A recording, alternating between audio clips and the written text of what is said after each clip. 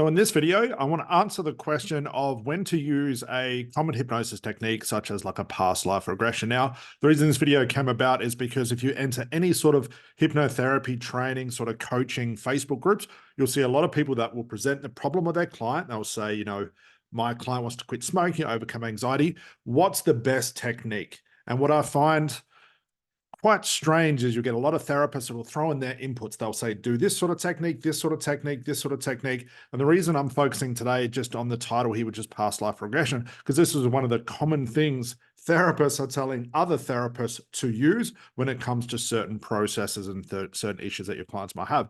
So when I'm saying past life regression, I'm also talking about age regression. It could be timelines, it could be swish patterns, it could be something to do with inner child, it could be an imagination technique, relaxation, all of the common techniques, guys, that you're all well familiar with. I'm going to talk about this in the context of techniques in general. I'm going to come up from a place of what we call conversation hypnosis or advanced conversation hypnosis, which is what we focus on. So when should you use these things? Well, let me clear up the debate right now and make it so easy that you'll never have to chase techniques. You never have to wonder what is best for your clients if you follow these simple rules. So this covers, like I said, all techniques regardless of what they're called. Let's look at something called forced versus organic. We talk a lot about this in our ACH training, but I want to focus on it here. Forced versus organic. What I mean by forced is forcing a client to follow a set of steps and techniques based on their symptoms. That's all it is. We know when a client says to us, hey, Scott, I've got anxiety, I want to quit smoking, I've got weight issues.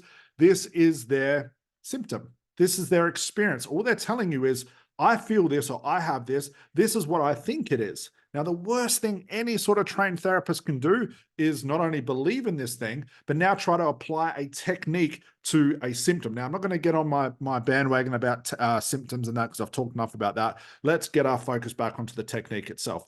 You've got to ask yourself, will clients or can clients follow along with a system or a set of techniques that has been boxed in together to suit every single client? If every single client has their own symptoms, we know that is not the root cause. We cannot, for any measure, offer any technique, regardless what it's called. And I've seen those techniques out there. It's like the #1 stop smoking technique, the #1 anxiety technique. As soon as you see technique, all it's basically saying is everyone can fit in the same box in the same category. And we know all clients are different. All of their symptoms are different. We definitely know all of their root causes are different. So if you find yourself applying these forced techniques where you take them to a set of 5 steps, 10 steps, you get them to relax or imagine this or a swish pattern or float above their timeline or regress back to a certain age, past life, whatever it is, and they're not following along, this is why. Even if your client does follow along, that's all they're doing. It doesn't necessarily mean they're going to have this big breakthrough. Why? Because we're forcing a client to go through what we think is best for our client, and it's always based on the symptom. So forcing a client to follow steps and techniques based on their symptoms never works. Clients' minds, the unconscious mind, the conscious mind, their likes, their dislikes, all of those things cannot be categorized and fit into a box. No client is the same. So when you spend your time applying techniques, which is very forceful, you're going to hit that brick road, so to speak. You're going to hit that brick wall, so to speak, where your client just isn't getting what they're supposed to get. You start off with step 1, you go through to step 5, client pops out the other end and says, hey, I feel no different. Or a couple one is, I can't imagine, I don't feel relaxed, these sort of things. And we think this is like a client being resistant.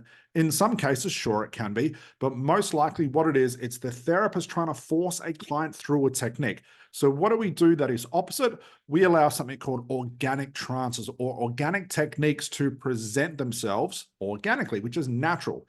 So we know forcing a client to follow steps and techniques based on their symptoms doesn't work. So versus allowing a client to go there where they need to go, what experience they need to have. Do they need to feel relaxed? Their unconscious mind will figure it out. Do they need to have an age regression? How can we know? We'll let the client's unconscious mind figure it out. Does the client need to heal their inner child? Do they need to imagine something? Do they need to have a switch pattern? The cool thing about this, if you take a step back and wait for these organic trances to show up, you never, ever, ever have to apply a technique ever again. You never have to follow the steps. You never have to practice the steps and teach yourself these steps so you remember them, or worst off, read a script. Why? Because if you allow these organic things to show up, which is where all techniques started in the first place, they naturally presented themselves, then therapists watching these things from masters like Erickson and people like that, they looked at these things, wrote down a technique and said, anytime my client has this problem, apply this technique. Doesn't work like that. So instead, we allow a client to go where they need to go, have the experience they need to have, and do everything they need to do based on the context of the session. If you take a step back and allow your client, as we know, and we all say we do this, but most don't, we allow our client to heal themselves, but then we apply a technique, which sort of defeats the purpose.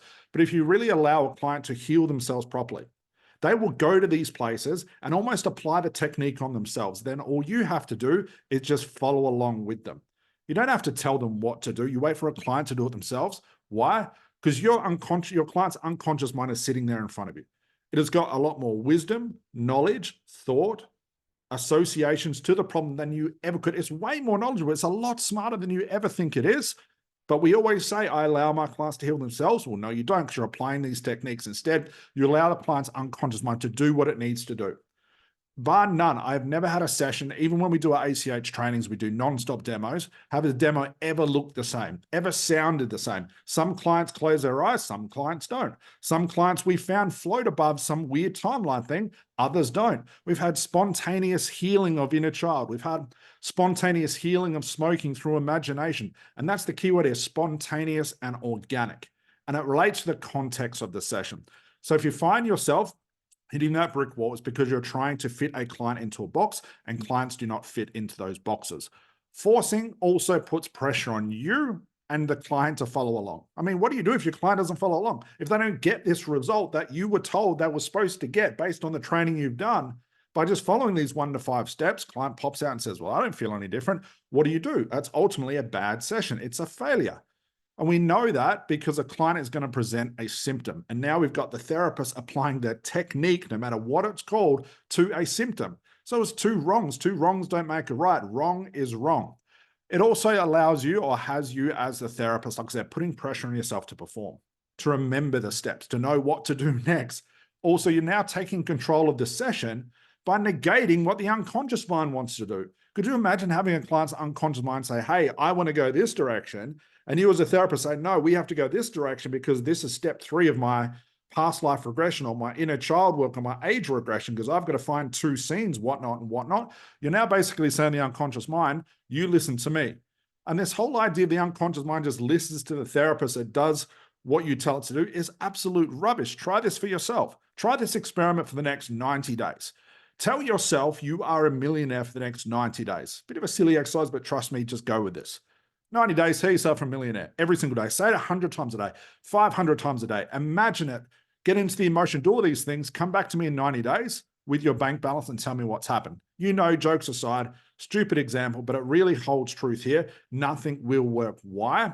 In the context of therapy, you are now telling a client what to do, and the unconscious mind over time will just basically say, well, smart guy, if you think you know it all, you deal with this. And here's an reaction and some negative thoughts, well, you deal with those since you know it all. It doesn't work like this. We have to almost befriend the unconscious mind. And if you allow it, by being patient, to do what it's supposed to do, it will create spontaneous healing. And you no longer need session after session after session. One of the biggest reasons why you need multiple sessions because you're trying to fit that client into the box. And they don't like it there. The unconscious mind definitely doesn't follow along. So instead, take a step back and understand the difference between that forced and organic trances. Force and organic healing. Allow these so-called techniques to present themselves. It's like the unconscious mind says, hey, Scott, we need a timeline quickly here. We need a bit of inner child here. We need a bit of imagination.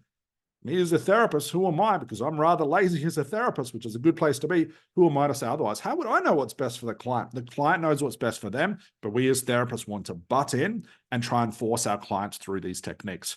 Organic is waiting to see what the unconscious mind wants, needs, and has to do to solve a client's real problem, root cause. Ask yourself this, no matter who trained you, no matter how big of a guru they are, what they know, what they've told you, what you've learned. If a client does not come to you knowing the root cause, and you as a therapist have to explore this, no guessing, you have to know for sure what is the root cause, how on earth could you prepare a script for that?